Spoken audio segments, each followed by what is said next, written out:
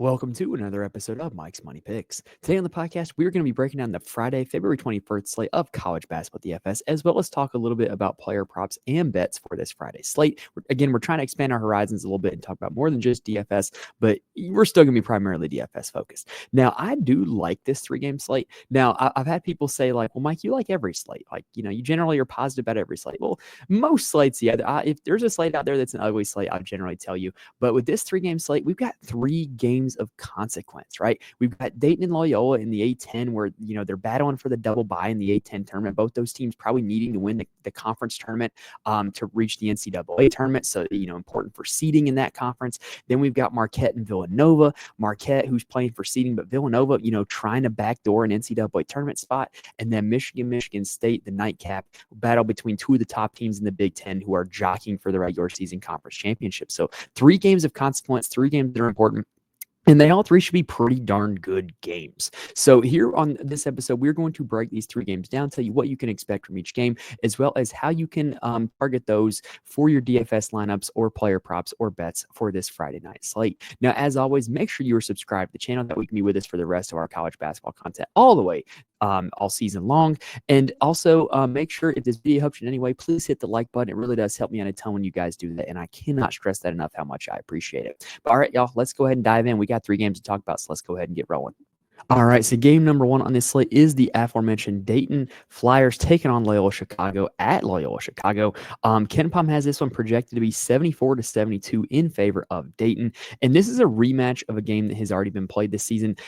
Dayton won when these 2 teams played in UD Arena, 83-81 in overtime. That game was 68-68 at the end of regulation, so 136 points scored in regulation in that one. And KenPom is projecting this time to feature 146 total points scored, so a little bit over the original total. When you go back and look at that box score, and I was actually at that game. I've mentioned here on the podcast before, my dad is an alumnus of the University of Dayton, and so every year we drive up to a Dayton game. And this time, I had a high school basketball game to coach Friday night. So we drove up Saturday morning, got there for the 4:00 game, and then drove home on Sunday. It was an electric atmosphere. It was a great game. And I can tell you from an X's and O's standpoint, Loyola really ran everything through their big 3 guards. All 3 of them had at least 18 points, and they all hit multiple threes. That was kind of really the story of that game, was those 3 guards getting hot from behind the arc in the second half and hitting some 3-pointers late in the game that were allow them to come from behind and tie the game up and force overtime. And then for Dayton, they moved Emil Latang into the starting lineup for that game, and he was great, and he also scored the game-winning alley-oop in overtime. But the big performer for Dayton was Enoch Cheeks. He had 50 DraftKings points in that game, and their point guard Malachi Smith led the team overall in usage at 28%. Now, this Dayton team is one of the most unpredictable teams in the entire country. They have been good enough to beat Marquette this season, but they have been bad enough to lose by 20 to George Washington. So you really don't know what you're going to get with this Dayton team. Like I said, KenPom has them as 2-point favorites. I feel like that's fair, but I think this game has a wide range of outcomes depending on whether or not you get good Dayton or bad Dayton. From a statistical perspective, Dayton ranks 275th in tempo and 166th in defensive efficiency. That's quite bad. They do have a high assist rate. So we've talked about on the podcast before how when you're targeting these teams from a DraftKings perspective, having a high assist rate is a good thing, because if a guy assists on a 2-point field goal, then there's 3.5 DraftKings points scored on that shot as opposed to just 2 if it was unassisted. So we like targeting teams with a high assist rate. And then Dayton also forces opponents to take a lot of threes, which was almost their undoing in the first game against Loyola. From a statistical perspective, Loyola ranks 190th in tempo and 108th in defensive efficiency. So 2 not so great defenses in this matchup. Loyola also has a high assist rate, and Loyola shoots a ton of threes, so which kind of plays into Dayton's defensive philosophy, right? So how can we target this game for DFS? Well, for Dayton, let's start by talking about Enoch Cheeks. So if you're playing multiple lineups and you're playing GPPs, just put him in some of your lineups, man, because he will randomly explode for some ceiling games like he did when he had 50 DraftKings points against Loyola, or when he had 47 DraftKings points against Duquesne. Just every now and then he has these games where he just absolutely takes over offensively, and he's a great rebounder from the guard position as well, averaging 5 rebounds per game in his last 5, averaging 6 rebounds per game on the season, high steal rate as well. And when he was at Robert Morris 2 years ago, he was like a 15-point-a-game scorer. So when you get the high rebounding rate, when you get a decent number of steals, when the scoring finally comes, he just has these massive DraftKings performances. So if you're playing enough lineups, play him. But I think he's a pretty good play otherwise. Like if you're playing cash games, I think he's probably a little risky for that. But if you're playing GPPs, I think he's got to be a part of your player pool. Now, Malachi Smith is their point guard. He is very cheap at a salary of $5,700, largely because he was recovering from an illness. He sat out one game, and then the VCU game, he came off the bench and did not play all that well. In his last two games, he's been at 32 and 18 DraftKings points. He is this team's usage leader on the season. Now that he's back fully healthy from his illness, he's probably going to play north of 25 minutes. He's probably going to get you 5 or more assists. In the original game against Loyola, he had 29 DraftKings points. I think he's a great play. Knowing the fact that he's back from his illness, I think he's in a really good spot, and I'm definitely going to have him in my player pool as well. And with him having such a high assist rate, I think if you're stacking multiple guys on Dayton, you want Malachi Smith to be one of them. Javon Bennett is kind of like their secondary guard, and he's been deceptively really good lately. Just in his last 5, he's been over 21 DraftKings points every single time. He's taken double-digit shots in all but one of those games. Just kind of a sneaky good play that no one really thinks about. He was the starting point guard for this team last year when Malachi Smith was hurt.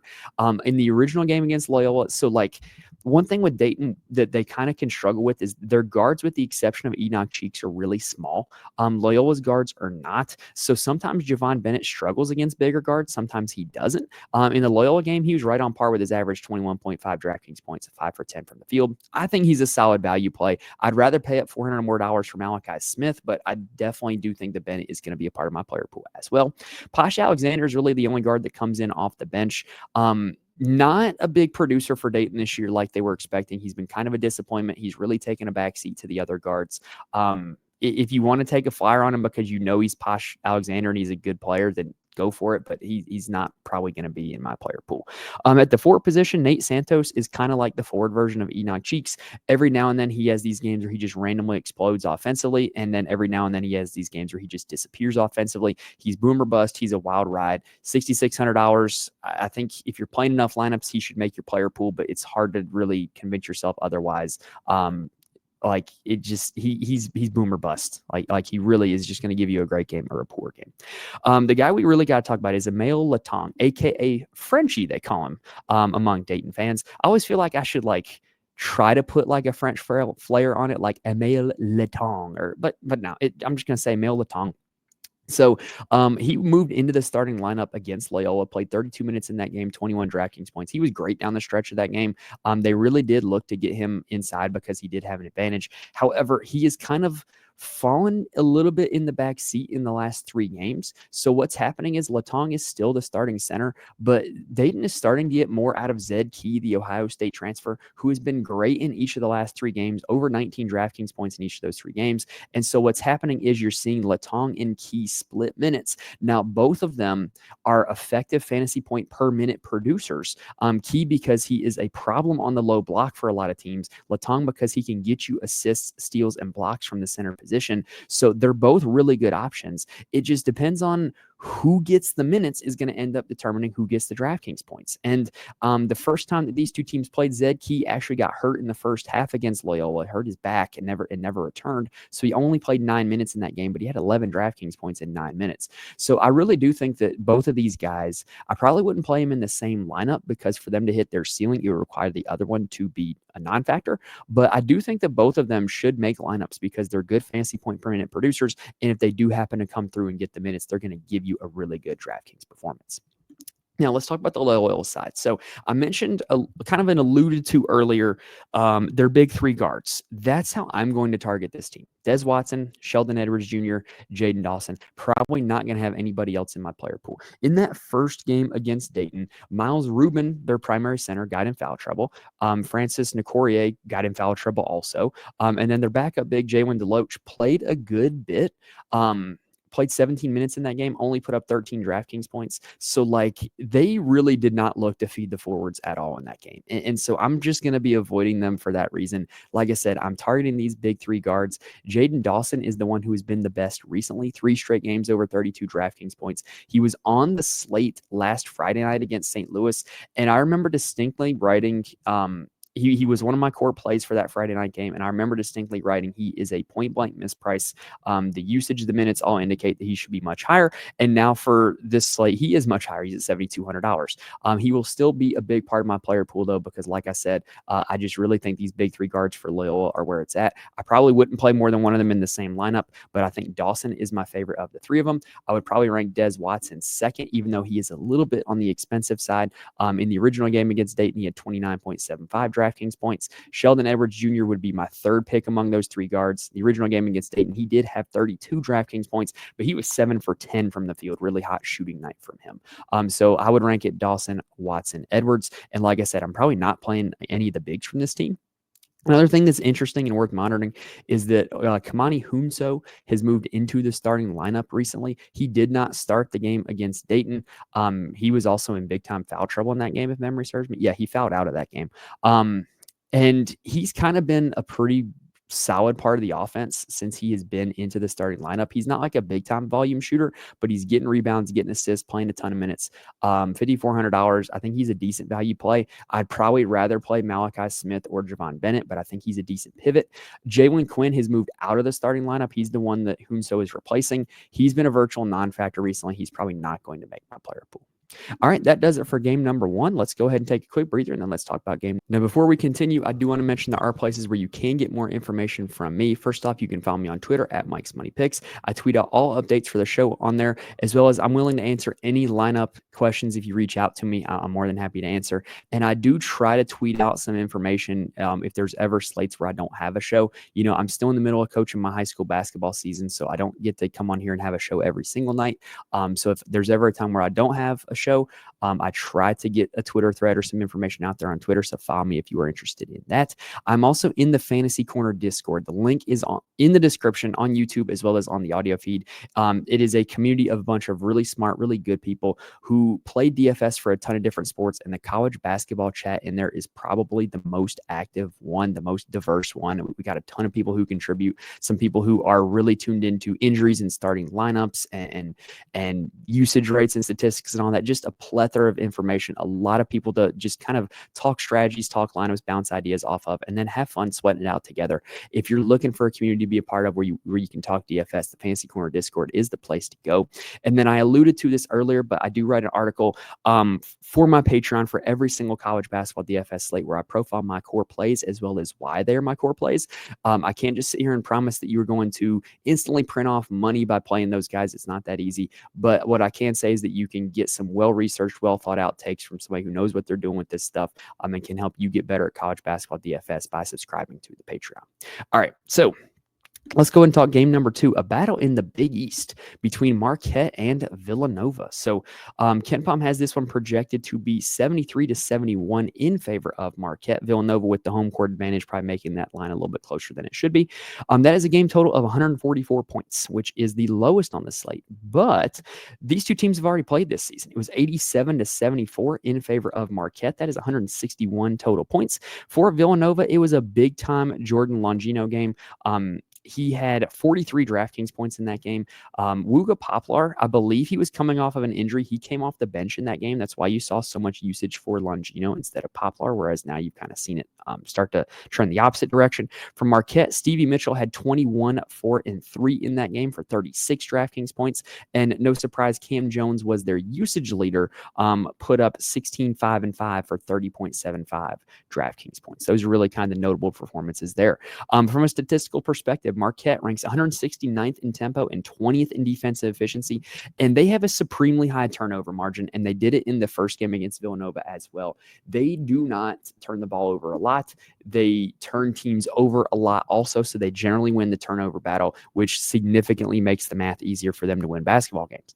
For Villanova, they rank 353rd in tempo, one of the slowest tempos in the nation, but they are 136th in defensive efficiency. This is not your older brother's Villanova team. They are not elite defensively. They are really good offensively. They are a really good shooting team, but they give up a ton of assists and a ton of three-pointers, which is actually really good to target from a DraftKings perspective because the three-pointers, you know, you're getting the bonus and assists, you're getting more DraftKings points as well. So even though they're a slow tempo, do not be afraid of this Villanova team. Like I said, Marquette scored 87 on them in the first game.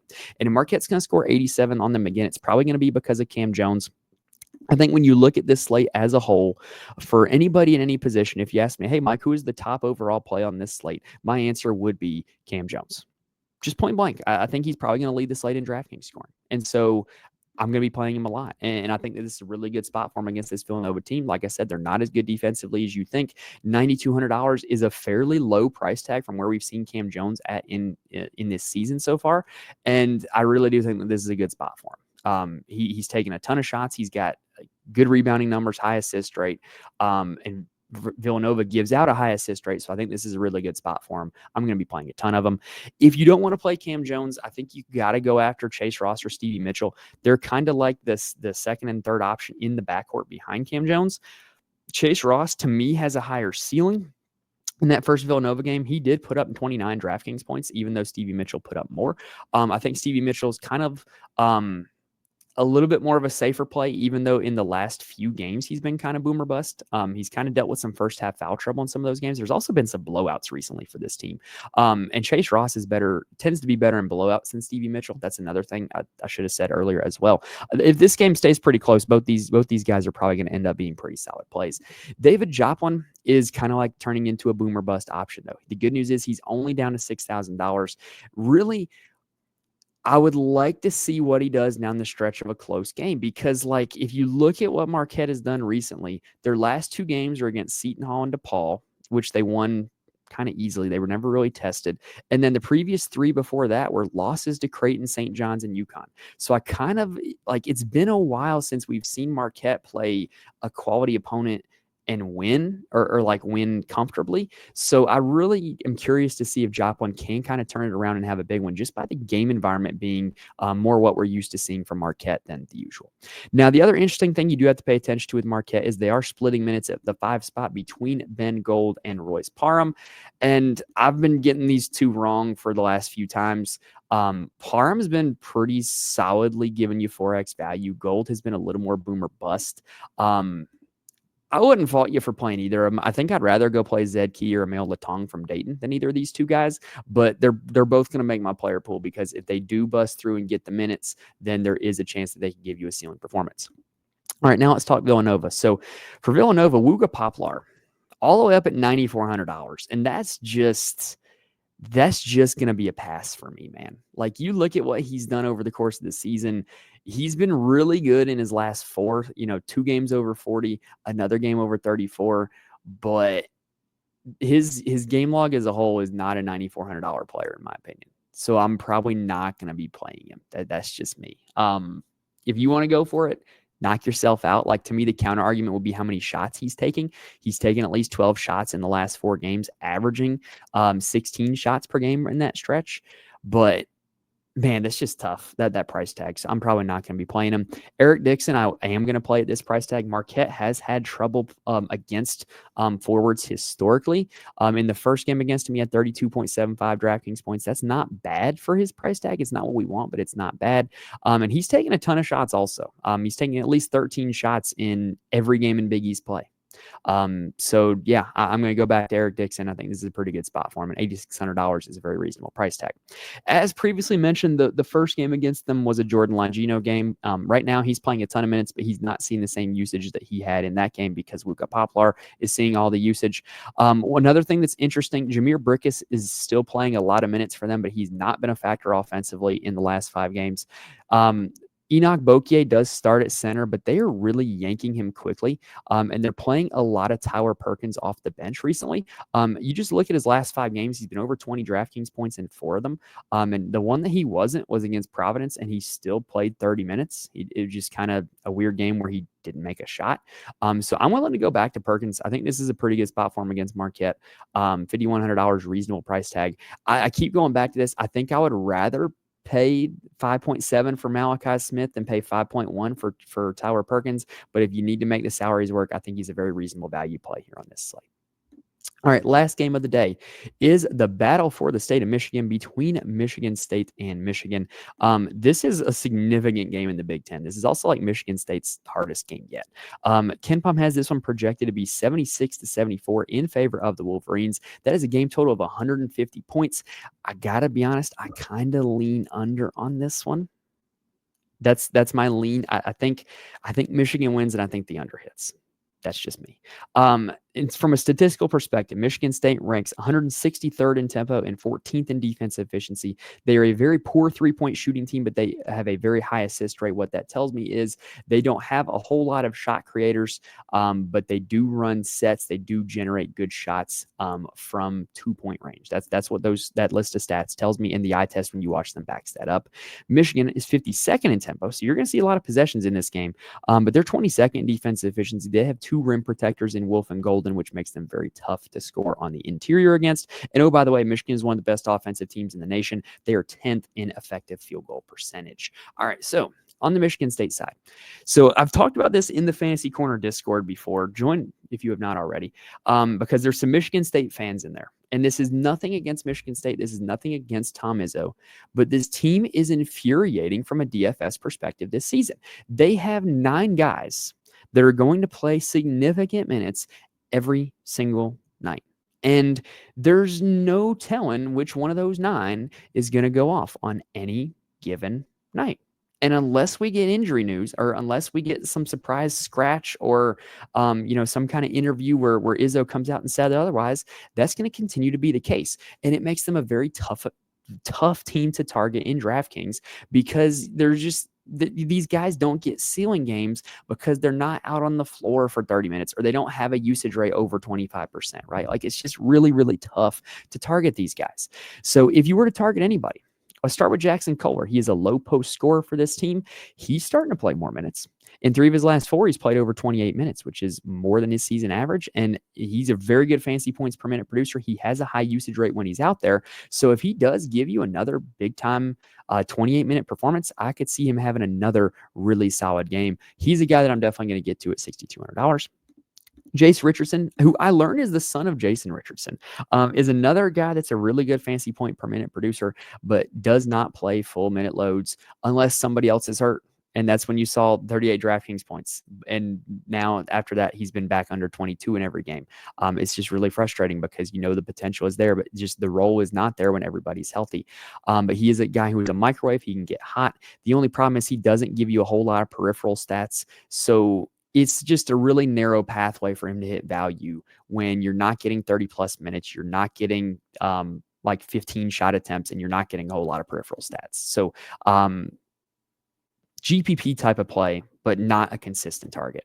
Jaden Akins is the guy that I think all the numbers back up should be the guy you would want to play for Michigan State. He is the team leader in minutes per game. He's also seen his usage rate be quite high in recent games, even though the DraftKings totals haven't exactly been there. The usage and the minutes indicate that he's a guy who's going to have the ball in his hands quite a ton, be out on the floor quite a ton. And going up against Michigan, the 52nd ranked tempo sets a pace up spot for Michigan State. He's going to have a lot of possessions, a lot of opportunities to put up DraftKings points. Jeremy Fears is the other guy that I want to talk about. So he is returning from injury.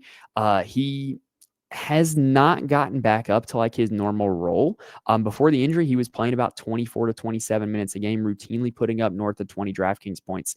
Hasn't done that since the injury, but he could this time, right? He is back in the lineup. He is not injured anymore. If he's back to his original role, $4,800 is a very cheap price tag. So I'm certainly going to be taking shots on Jeremy Fears Jr. At the forward spot, honestly, other than Kohler, it's really tough to target, in my opinion. Carson Cooper would be the guy that would be the beneficiary if Kohler were to get in foul trouble, but he generally never plays more than 20 minutes unless you get Kohler foul trouble. Frankie Fiddler is kind of the forward version of Jace Richardson. He's a microwave type scorer that can get really hot, but he doesn't play a lot of minutes, and he doesn't do a whole lot else other than score. So it's just really tough, even though he only is $4,400. Cohen Carr, super athletic guy, really talented player, doesn't play enough minutes to be a factor in DraftKings, in my opinion. All right, so that does it for the Michigan State side. Let's talk about Michigan. So we've talked about all season long with Michigan. They have the twin towers down low of Danny Wolf and Vlad Golden. They're super effective. They will run pick and roll with those two guys, where Wolf is the ball handler and Golden is the roll man. It's a sight to see. It's very tough to match up with. And Michigan State has had trouble defending centers in Big Ten play. So I think you can make a really compelling argument for either Wolf or Golden to come through and give you a really solid performance on DraftKings. My lean is always recently been towards Golden because of the price tag. It just requires less for him to get there than it does for Wolf. And Wolf is prone to have these games where he has a ton of turnovers or where he gets in foul trouble. So Golden is generally a safer option at his price point for me than Danny Wolf. But Danny Wolf certainly has a ton of upside, especially with this matchup, in my opinion. Now, at the guard spot for Michigan, they will start Donaldson, Burnett, and Reuben Jones. Donaldson has been so lately. Like in his last 5 games, he's only given you 1 game over 4x value. So that just makes him mathematically a really tough play. Look, this team runs their offense through Wolf and Golden, and I think they're going to be able to do that against Michigan State. So I'm probably not interested in 7K Trey Donaldson. Namari Burnett, he might have a little bit of my interest at 4,700. He's a little bit of a boomer bust type play, but when the shot's falling, he can give you some really good value on DraftKings. Reuben Jones is a cardio king. Plays a lot of minutes, doesn't do a whole lot in those minutes. But Roddy Gale, they have moved to the bench. Since he's come off the bench, he's seen his usage rate go up, but he's seen his DraftKings point totals be a little bit more inconsistent. But at $5,000, this is a guy who, when he was at Ohio State last year, was their best offensive player. So I really think that that's an interesting price tag, a guy that I'm willing to take shots at that cheap price tag. I feel like I've said this a few times. I'd rather try to find the $700 to play Malachi Smith of Dayton, but $5,000 for Roddy Gale Jr., that's not bad. That's a guy that's going to make my player pool. We've already mentioned that Reuben Jones is kind of like the cardio king. Will Shedder is the backup big for both Wolf and Golden. If you're looking to get super different in GPPs, you could play Will Shedder and pray for a foul trouble game from Wolf or Golden. And if you do get lucky and get that, you can get a game like you had against Oregon where he had 22.75 DraftKings points. But that is certainly not an optimal or a recommended strategy. Just something where if you're looking to be different, get a little leverage, you could absolutely put in your lineup. All right, that is going to do it for all 3 of these games, though. Hopefully, we gave you guys plenty of information that can help you build some winning DraftKings lineups for this DraftKings 3-game slate, or help you build out some player props or some bets as well for this slate as well. If this video helped you out, please hit the like button on YouTube. Please rate and review the audio. Again, I cannot stress how much it helps me out when you guys do that, and I appreciate it so much. We're closing in on 900 subscribers on YouTube, which means the next milestone is 1,000. The only way we can get there is if you guys help. More likes on the video, more comments on the video will result in it showing up more in searches and on people's feeds. So the only way we can keep growing is if you guys help me out. So please keep helping me out. Hit the like button, comment your thoughts on the video, subscribe to the channel, tell a friend about the channel. Just help me keep growing because we're closing in on 1,000. That's a huge milestone for us. I really want to get to 1,000 by the time the NCAA tournament is done. All right, but that's going to do it for this episode, y'all. Like I said, I'm really looking forward to this slate. I don't know how much of it I'm going to get to watch because I'm actually coaching the high school team that I'm an assistant coach for. We are playing in our conference tournament championship game tomorrow night, which starts at 7:30. So I'm not going to get to watch like any of this slate, but as soon as the game's done, win or lose, I'll be checking my phone, seeing how these DraftKings lineups are doing. So it should be a fun night. Hopefully we get a win on the real court and on the DraftKings court as well. But that's going to do it for this episode, y'all. Best of luck to you guys on this Friday slate. Hopefully I was able to help you guys out a bit. Thank you guys for watching and listening to this point. We will be back next week to talk more college basketball DFS. So make sure you're subscribed, and I will see you guys next time.